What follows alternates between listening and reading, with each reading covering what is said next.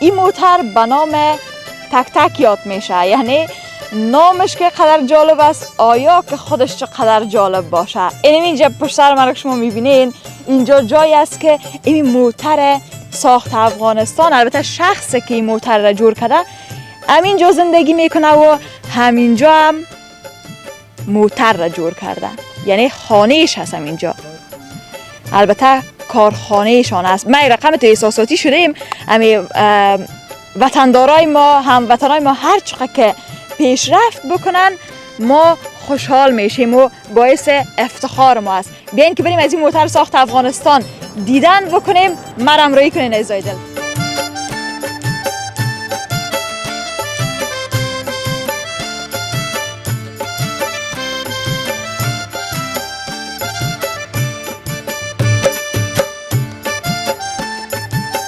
این موتر به نام